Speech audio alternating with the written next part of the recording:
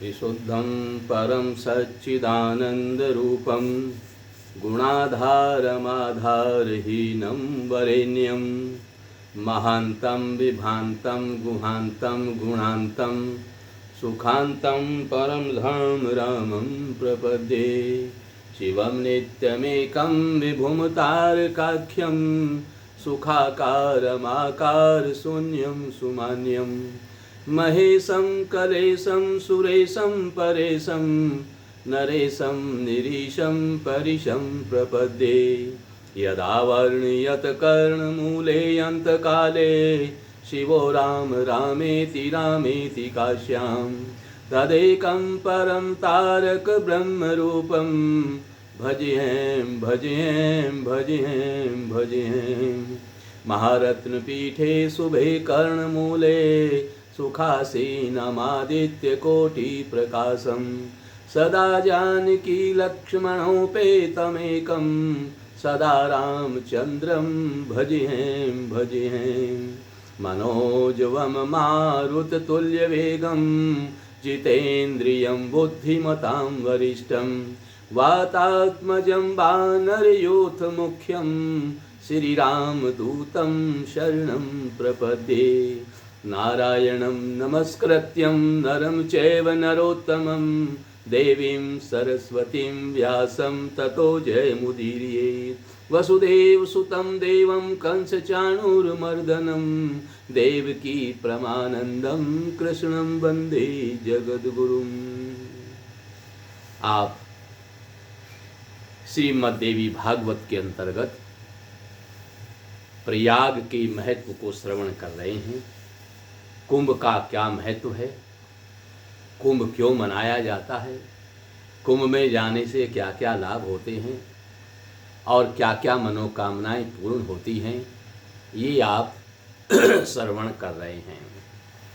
भगवान सीता राम लक्ष्मण जब वनवास में गए तो प्रयागराज में वो भरद्वाज ऋषि के आश्रम में 3 दिन तक रुके थे, वट वृक्ष के नीचे। ये वट वृक्ष उसी समय भी था और आज भी है, इसलिए इसका नाम अक्षय वट रखा गया है। अब 4 दीवारी करके किले में परिवर्तित कर दिया गया है। ये उस समय भरद्वाज ऋषि का आश्रम था और यहीं पर भगवान श्री राम लक्ष्मण सीता वनवास के समय में 3 दिन तक रहे थे। तो भरद्वाज ऋषि ने भगवान श्री राम लक्ष्मण सीता को प्रयाग में कुंभ के महत्व को बताया। प्रयागराज का क्या महत्व है, ये भरद्वाज ऋषि ने भगवान श्री राम लक्ष्मण सीता को बताया। भरद्वाज मुनि बसहि प्रयागा, तिनहि राम पद अति अनुरागा। तापस समदम दया निधाना, परमारथ पथ परम सुजाना। माघ मकर गत रवि जब होई, तीरथ पति ही आव सब कोई। देव दनुज किन्नर नर श्रेणी, सादर मज्जहि सकल त्रिवेणी। भरद्वाज ऋषि ने बताया कि हे राम, यहाँ पर सभी देवता निवास करते हैं और यहाँ पर भगवान श्री राम जी के चरणों में भरद्वाज ऋषि का विशेष प्रेम भी है और वे तपस्वी निग्रहित बिना घर के ही वहाँ पर निवास करते हैं। उनका चित्त बड़ा ही मनोरम है और वो जितेंद्रिय हैं और दया के निधान और परमार्थ के मार्ग में बड़े ही चतुर हैं। इसलिए भगवान श्री राम से कहते हैं, हे राम, माघ मास में जब सूर्य मकर राशि पर आते हैं तो यहाँ पर सभी देवता करके निवास करते हैं।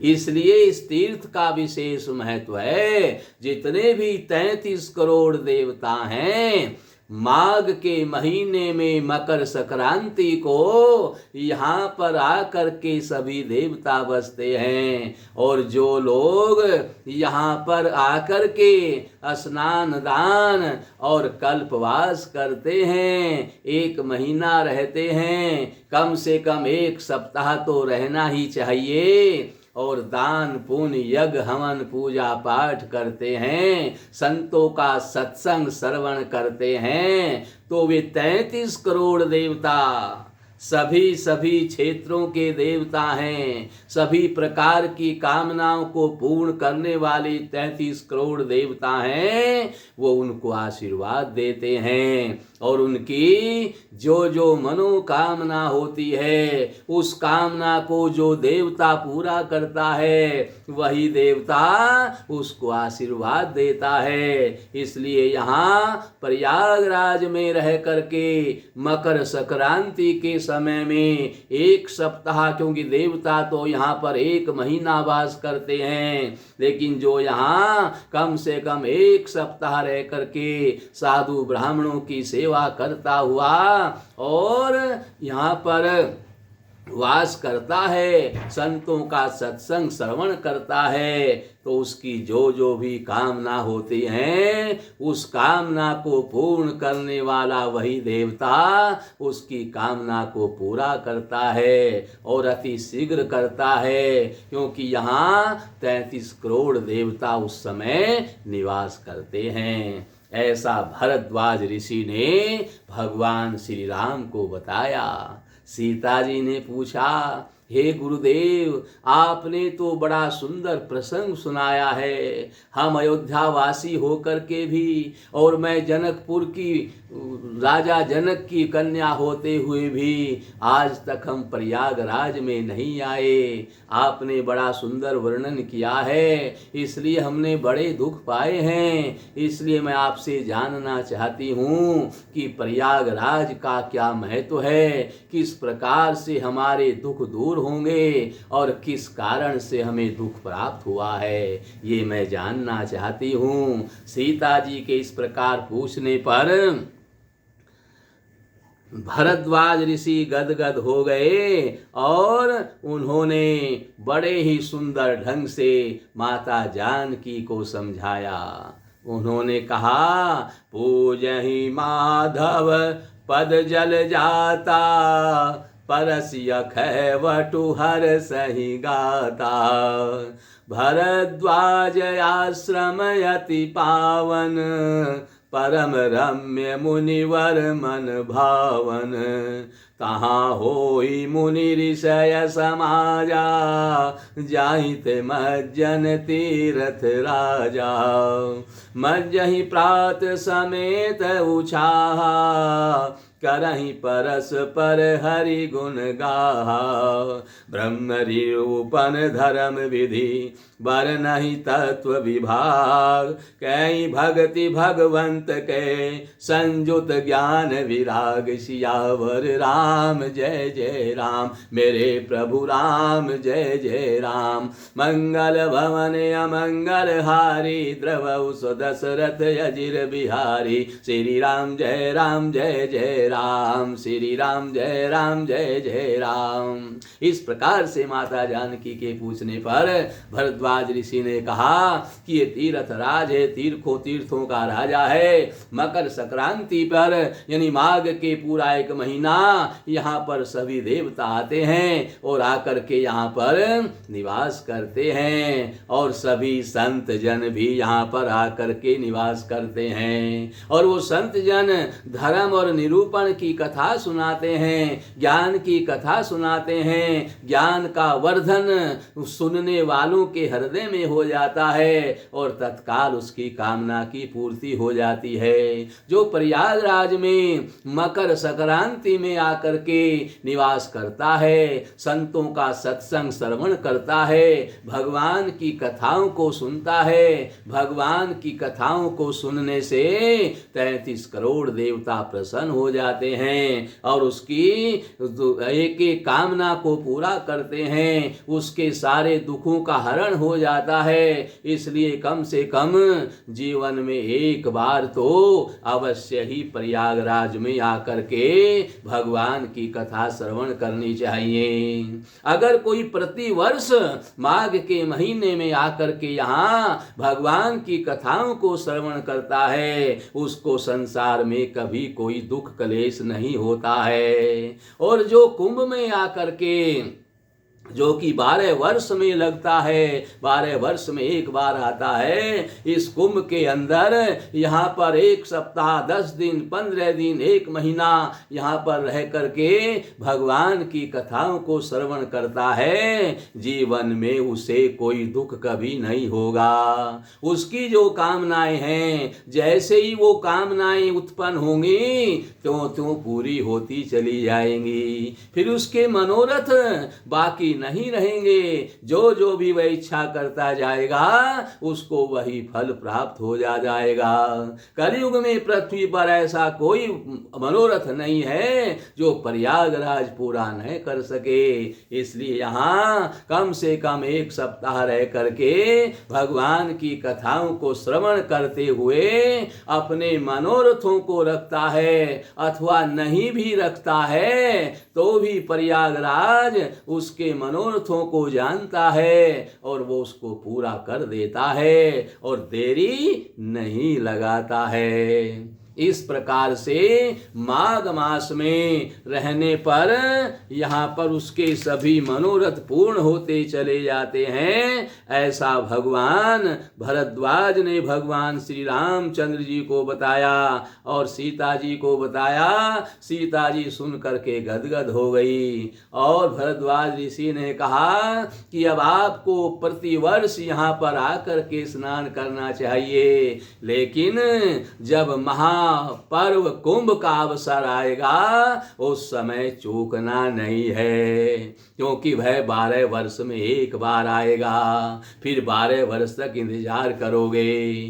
कुंभ में महापर्व के अंदर यहाँ पर 1 सप्ताह रह करके जो स्नान दान करता है, भगवान की कथाओं को श्रवण करता है, उसके जीवन भर के सारे पाप नष्ट हो जाते हैं, उसको जीवन में कोई दुख क्लेश नहीं रहता है। संसार में उसको धर्म अर्थ काम और मोक्ष इन चारों पदार्थों की प्राप्ति हो जाती है और भगवत धाम उसको मिलता है। उसको फिर जन्म मरण में नहीं पड़ना पड़ता, उसको परम गति हो करके भगवान के धाम में स्थान मिल जाता है। इसलिए 12 वर्ष में आने वाले इस कुंभ पर्व के उत्सव को छोड़ना नहीं चाहिए।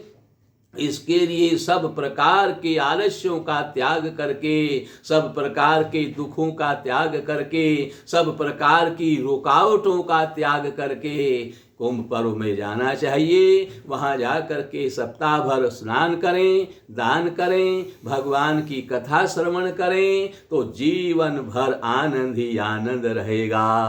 भरद्वाज ऋषि ने कहा, हे माता जी, इस प्रकार से प्रतिवर्ष आना चाहिए और कुंभ को तो कभी चूकना नहीं चाहिए। कुंभ के समय में जो महापर्व है, क्योंकि इस समय तो 33 करोड़ देवता यहाँ पर आकर के निवास करते हैं और इच्छा करने वाले की सभी कामनाओं को पूरा करते हैं।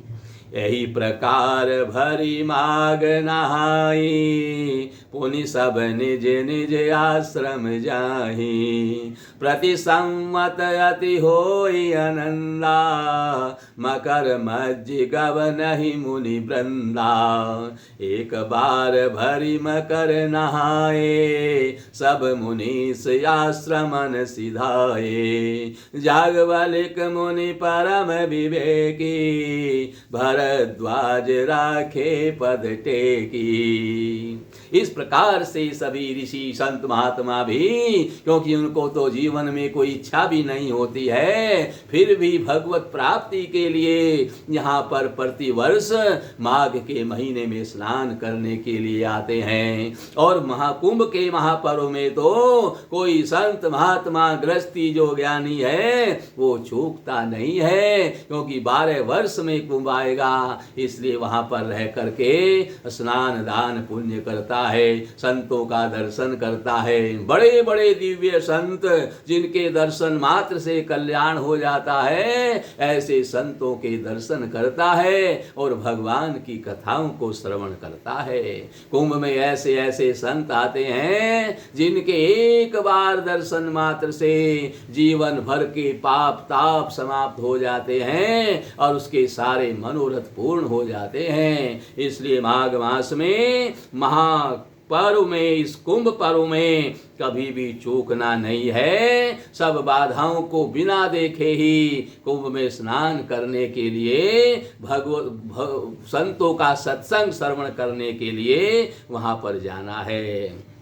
भरद्वाज कहते हैं कि एक बार पूरे मकर स्नान करने के लिए यहाँ पर जागवलिक ऋषि मेरे पास में आए और जागवलिक ऋषि ने चरणों में प्रणाम किया और भरद्वाज ऋषि ने उनका बड़ा ही आदर सम्मान किया।